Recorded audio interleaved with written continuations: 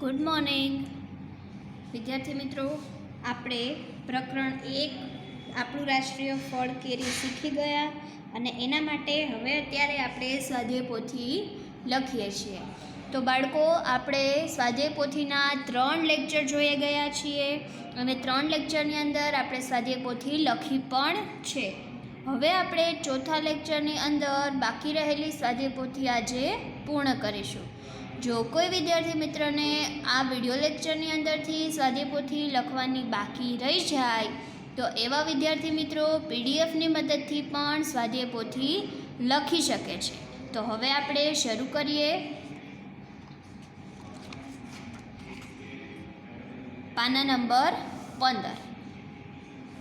પાના નંબર 15 ઉપર આપણને કોષ્ટક આપેલું છે કે નીચે આપેલી કોષ્ટકની વિગતના આધારે નીચેના પ્રશ્નોના જવાબ લખો.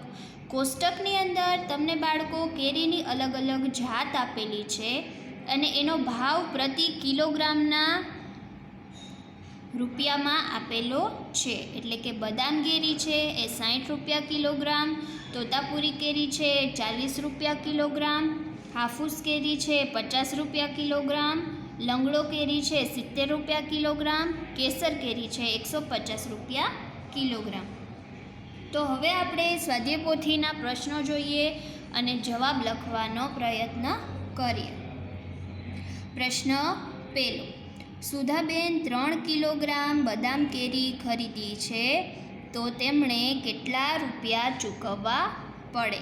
તો હવે આપણી પાસે સૌથી પહેલાં શું છે કે કેરીના કિલોગ્રામ અને એનો ભાવ. બદામ કેરી માટે જોઈએ કે 1 કિલોગ્રામ કેરીનો ભાવ કેટલો છે? 60 રૂપિયા.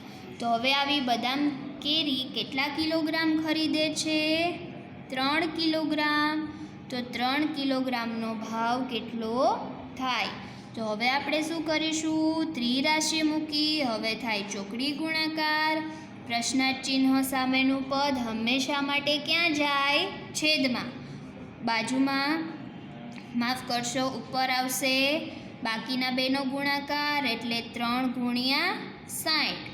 તો 6 દુ 12, 76 ને 18, ઉપરનો 1 0 એટલે 180 રૂપિયા. જવાબ શું મળશે? 180 રૂપિયા. બાજુમાં આપણે લખી શકીએ કે સુધાબેનને 3 કિલોગ્રામ બદામ કેરી માટે 180 રૂપિયા ચૂકવવા પડે. આ થઈ ગયો આપણો પહેલા દાખલાનો જવાબ. બીજો દાખલો જોઈએ. તો બીજો દાખલો છે માયાબેન 5 કિલોગ્રામ તોતાપુરી કેરી અને જયાબેન 4 કિલોગ્રામ હાફૂસ કેરી ખરીદે છે. બંનેએ દુકાનદારને કેટલા રૂપિયા ચૂકવ્યા હશે? તો પહેલાં આપણે માયાબેને કેટલા રૂપિયા ચૂકવ્યા એ શોધીએ, ત્યારબાદ જયાબેને કેટલા રૂપિયા ચૂકવ્યા એ શોધીએ અને પછી શોધીશું કે માયાબેન અને જયાબેનના બંનેના પૈસા ભેગા થઈ અને કેટલા પૈસા દુકાનદારને મળે છે. તો માયાબેન માટે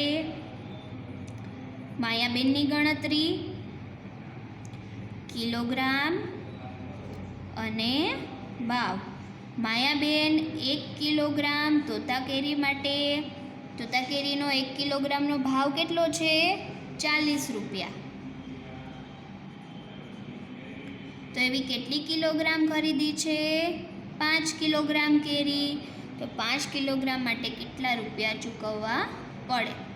ચોકડી ગુણાકાર. પ્રશ્નાર્થ ચિહ્ન સામેનું પદ છેદમાં, ઉપર 5 ગુણ્યા 40. 4 પંચા કેટલા થાય વિદ્યાર્થી મિત્રો?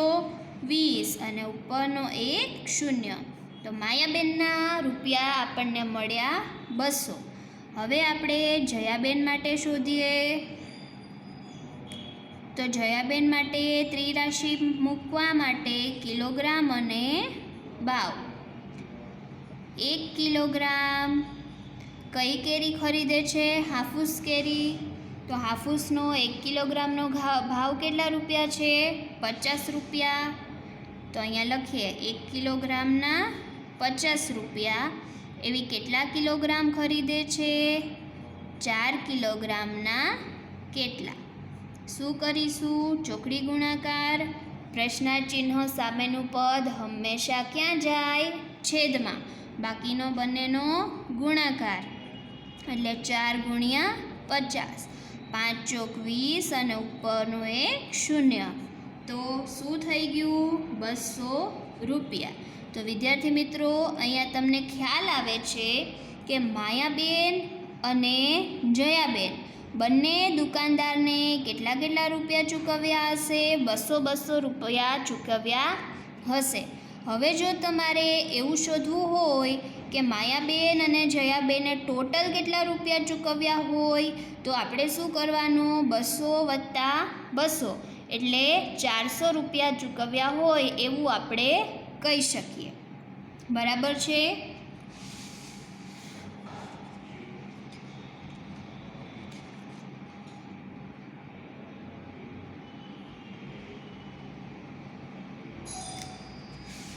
પરંતુ અહીંયા આપણે બંનેનો સરવાળો કરવાનો આવતો નથી. અલગ અલગ પૂછેલું છે માટે જવાબ લખીએ. માયાબેન દુકાનદારને રૂપિયા 200 ચૂકવશે અને સાથે સાથે જયાબેન દુકાનદારને રૂપિયા 200 ચૂકવશે. તો આ થઈ ગયો આપણો જવાબ. ત્યાર પછીનો પ્રશ્ન જોઈએ કે રાજેન્દ્રભાઈ 4 કિલોગ્રામ લંગડો કેરી અને નરેન્દ્રભાઈ 2 કિલોગ્રામ કેસર કેરી ખરીદે છે. તો બંનેમાંથી કોણે વધારે રૂપિયા ચૂકવ્યા હશે અને કેટલા? હવે અહીંયા આપણને પૂછેલું છે પ્રશ્નમાં કે કેટલા રૂપિયા કોણ વધારે ચૂકવે છે. તો આપણે પહેલાં રાજેન્દ્રભાઈએ કેટલા રૂપિયા ચૂકવ્યા હોય એ શોધી લઈએ. રાજેન્દ્રભાઈ, આપણી પાસે ત્રિરાશિ મૂકવા માટેની કઈ કઈ વસ્તુ છે? કિલોગ્રામ અને ભાવ. 1 કિલોગ્રામ રાજેન્દ્રભાઈ કઈ કેરી ખરીદે છે? લંગડો. તો લંગડોનો ભાવ કેટલો છે? 70 રૂપિયા. તો 1 કિલોગ્રામ લંગડોનો ભાવ છે 70 રૂપિયા. એવી કેટલા કિલોગ્રામ ખરીદી છે? 4 કિલોગ્રામ. તો 4 કિલોગ્રામના કેટલા રૂપિયા થાય? ચોકડી ગુણાકાર કરીએ. પ્રશ્નાર્થ ચિહ્ન સામેનું પદ છેદમાં. ઉપર 4 ગુણ્યા 70. 7 ચોક 28 અને ઉપરનો 1 0. તો શું આપેલો જવાબ આવે છે? 280 રૂપિયા. 4 કિલોગ્રામ લંગડો કેરી ખરીદવા માટે કેટલા રૂપિયા ચૂકવવા પડે? 280. ત્યારબાદ હવે નરેન્દ્રભાઈની વાત કરીએ. નરેન્દ્રભાઈ, તો નરેન્દ્રભાઈ માટે ત્રિરાશિ મૂકીએ. નરેન્દ્રભાઈ 1 કિલોગ્રામ કઈ કેરી ખરીદે છે? પહેલાં તો 1 કિલોગ્રામ નથી ખરીદતા, પણ કઈ કેરી ખરીદે છે? કેસર કેરી. તો કેસર કેરીનો ભાવ શું છે? 150 રૂપિયા. 1 કિલોગ્રામ કેસરનો ભાવ 150 રૂપિયા. તો એવી 2 કિલોગ્રામ કેસર કેરીનો ભાવ કેટલો થાય? પ્રશ્નાર્થ ચિહ્ન સામેનું પદ છેદમાં. ઉપર 2 ગુણ્યા 150. 15 દુ 30. ઉપરનું 1 0. એટલે કેટલા રૂપિયા થઈ ગયા? 300 રૂપિયા. તો વિદ્યાર્થી મિત્રો, તમને જોઈને જ ખબર પડી જશે કે બંનેમાંથી કોણ વધારે રૂપિયા ચૂકવશે. તો બંનેમાંથી નરેન્દ્રભાઈ વધારે રૂપિયા ચૂકવશે. હવે કેટલા રૂપિયા વધારે ચૂકવે છે એ શોધવું હોય તો આપણે શું કરશું? વધારે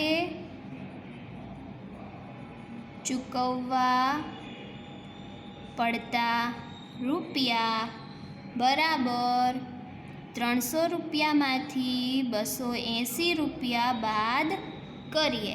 તો શૂન્યમાંથી શૂન્ય જાય તો શૂન્ય, શૂન્યમાંથી 8 ન જાય, દસકો લેવો પડે. શૂન્ય ઉપર 10, 3 ઉપર 2, 10માંથી 8 જાય તો 2, 2માંથી 2 જાય તો શૂન્ય. તો 380 રૂપિયા અને 280 રૂપિયા. તો જવાબમાં આવશે 20 રૂપિયા વધારે ચૂકવવા પડે. કોને? નરેન્દ્રભાઈને. એટલે લખીશું આપણે, નરેન્દ્રભાઈએ રૂપિયા 20 વધારે ચૂકવવા પડશે. તો આ થઈ ગયો આપણા દાખલાનો જવાબ. ત્યાર પછીનો પ્રશ્ન જોઈએ.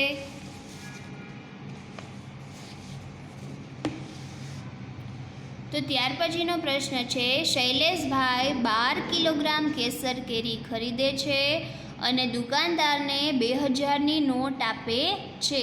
તો દુકાનદાર તેમને કેટલા રૂપિયા પાછા આપશે?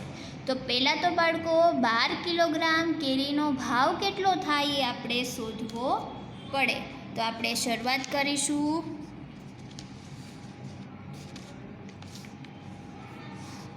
કિલોગ્રામ અને ભાવ. કેસર કેરી માટેની વાત છે તો 1 કિલોગ્રામનો કેસર કેરીનો ભાવ હતો 150 રૂપિયા. એવી કેટલા કિલોગ્રામ ખરીદેલી છે? 12 કિલોગ્રામ માટેનો ભાવ કેટલો? ચોકડી ગુણાકાર કરીએ. પ્રશ્નાર્થ ચિહ્ન સામેનું પદ છેદમાં ઉપર 12 ગુણ્યા 150. તો વિદ્યાર્થી મિત્રો 12 ગુણ્યા 150 કરો તો શું થાય? તો અહીંયા જોઈ લઈએ.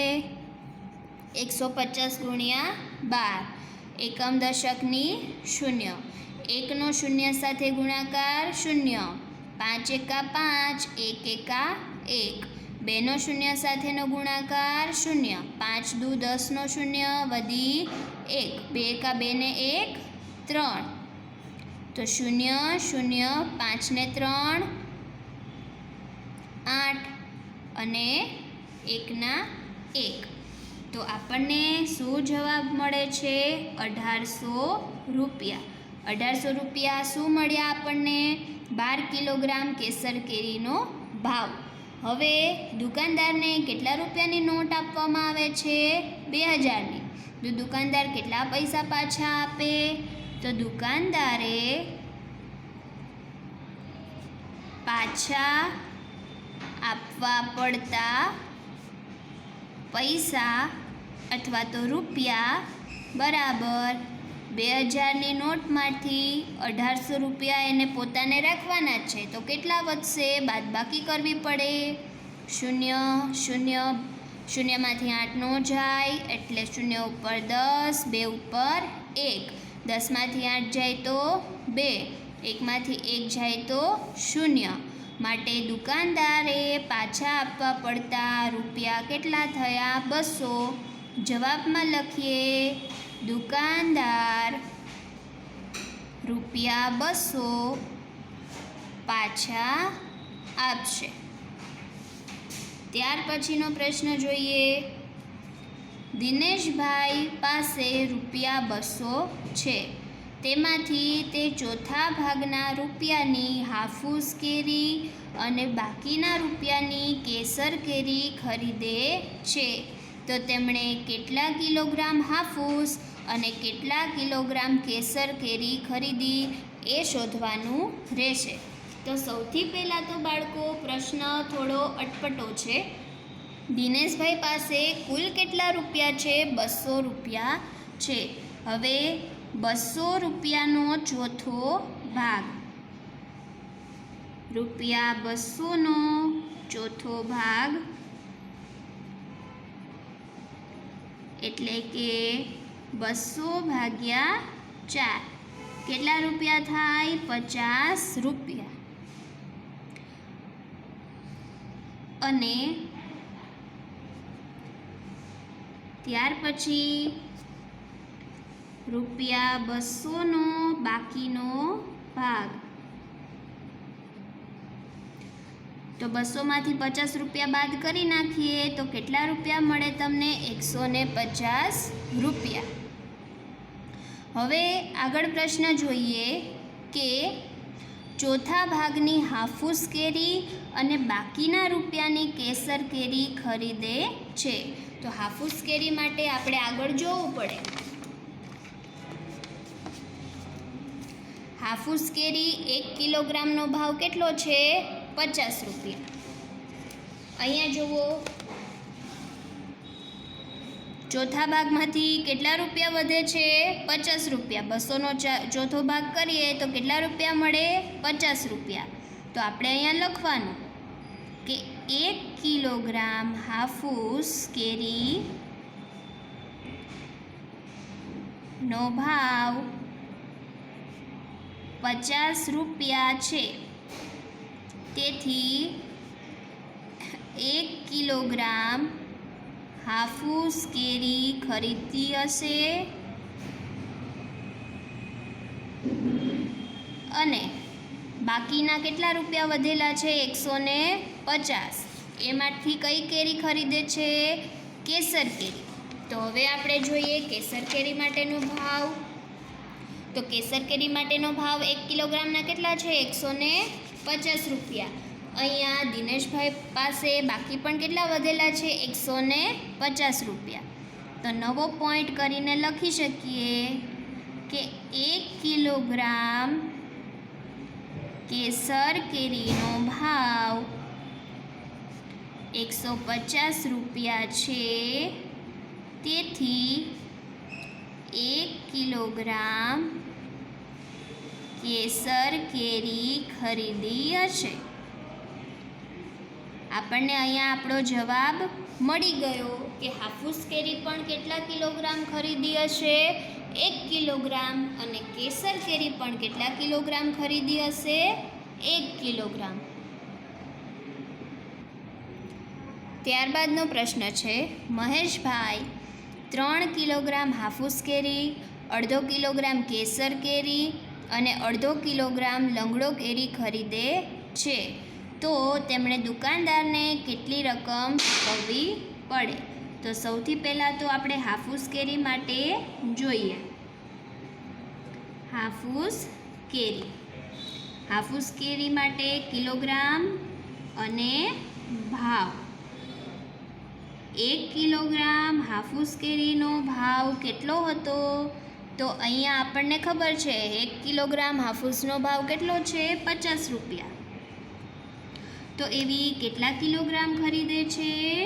3 કિલોગ્રામ. તો 3 કિલોગ્રામ હાફૂસનો ભાવ કેટલો? ચોકડી ગુણાકાર કરીએ.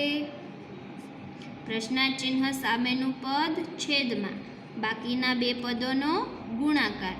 5 તેરી 15 અને ઉપરનો 1 0. એટલે હાફૂસ કેરી માટે એને ચૂકવેલા હશે 150 રૂપિયા. હવે કેસર કેરી છે એ પૂરેપૂરું 1 કિલોગ્રામ ખરીદતા નથી, પરંતુ 1/2 કિલોગ્રામ ખરીદે છે. તો આપણે જોઈએ કેસર કેરી કિલોગ્રામ અને ભાવ. હવે વિદ્યાર્થી મિત્રો, આપણી પાસે 1/2 કિલોગ્રામ નો મતલબ થાય 500 ગ્રામ. બરાબર છે. આપણને જે ભાવ આપેલા છે એ શેમાં આપેલા છે? કિલોગ્રામમાં. અને કેરી છે એ 1/2 કિલોગ્રામ એટલે કે ગ્રામમાં ખરીદવામાં આવે છે. તો આપણે શું કરી નાખશું? કિલોગ્રામને ગ્રામમાં ફેરવી નાખીએ તો 1 કિલોગ્રામ બરાબર 1000 ગ્રામ. કિલોગ્રામને ગ્રામમાં ફેરવીએ તો આપણે અહીંયા એવું લખીશું કેસર કેરીનો વસ્તુ શોધતા પહેલાં કે 1 કિલોગ્રામ બરાબર 1000 ગ્રામ. તો હવે કેસર કેરી માટેની વાત કરીએ. કેસર કેરી ગ્રામ અને ભાવ. 1000 ગ્રામ એટલે કે 1 કિલોગ્રામ કેસર કેરીનો ભાવ કેટલો છે આપણી પાસે? અહીંયા કેસર કેરીનો ભાવ અહીંયા જોઈએ 150 રૂપિયા. માટે 1000 ગ્રામનો ભાવ 150 રૂપિયા. તો 500 ગ્રામનો ભાવ કેટલો? પ્રશ્નાર્થ ચિહ્ન સામેનું પદ છેદમાં ચોકડી ગુણાકાર કરવો પડે. છેદમાં જશે 1000 ઉપર 500 ગુણ્યા 150. નીચેના આ એક શૂન્ય ઉડશે, આ બીજું શૂન્ય ઉડશે, ત્રીજું શૂન્ય ઉડશે. 15 ગુણ્યા 5, 15 ગુણ્યા 5 કરો એટલે શું આવશે? 75 રૂપિયા. હવે આપણી પાસે હજુ કઈ બાકી રહે છે? લંગડો કેરી. લંગડા કેરી માટે હવે શોધીએ. તો બાળકો, લંગડો કેરી, લંગડા કેરી માટે પણ ગ્રામ અને ભાવ. તો 1000 ગ્રામનો ભાવ આગળ આપણે જોઈ લઈએ. લંગડા કેરી માટે છે 70 રૂપિયા. તમને અહીંયા દેખાશે લંગડા કેરી માટે શું ભાવ છે? 70 રૂપિયા. તો 500 ગ્રામ લંગડા કેરી માટે કેટલા રૂપિયા ચૂકવવા પડે? ચોકડી ગુણાકાર કરીએ. પ્રશ્નાર્થ ચિહ્ન સામેનું પદ છેદમાં ઉપર 500 ગુણ્યા 70. 1 શૂન્ય, બીજું શૂન્ય, ત્રીજું શૂન્ય ઉડી જાય. 7 પંચાને 35 રૂપિયા. હવે બાળકો, તમને અલગ અલગ કેરી અને એના માટે ચૂકવાતા રૂપિયા મળી ગયા. હવે કુલ રકમ કેટલી ચૂકવી હશે એના માટે આપણે આ 3 શું કરવો પડશે? સરવાળો. તો કુલ રકમ બરાબર 150 રૂપિયા વત્તા 75 રૂપિયા વત્તા 35 રૂપિયા. સરવાળો કરીએ. 5 ને 5 10 નો શૂન્ય, વધી 1, 5 ને 1 6, 6 ને 7 13, 13 ને 3 16 નો 6, વધી 1, 1 ને 1 2. તો કેટલી કુલ રકમ ચૂકવેલી હશે? 260 રૂપિયા. તો વિદ્યાર્થી મિત્રો, અહીંયા તમારી સ્વાધ્યાય પોથીનું પહેલું પ્રકરણ લખવાનું પૂરું થાય છે. ત્યારબાદની જે કાંઈ પણ પ્રવૃત્તિ છે એ બધી પ્રવૃત્તિ તમારે ગૃહ કાર્યની અંદર કરવાની રહેશે. ગૃહ કાર્યની અંદર પાના નંબર 17થી લઈને 20 સુધી તમારે કરવાનું રહેશે. પાના નંબર 17થી લઈને પાના નંબર 20 સુધી એ તમારું શું રહેશે? હોમવર્ક. પેજ નંબર 17થી લઈને 20 સુધી જે કંઈ પણ પ્રવૃત્તિ છે એ પ્રવૃત્તિ હોમવર્કની અંદર કરવાની રહેશે. Thank you.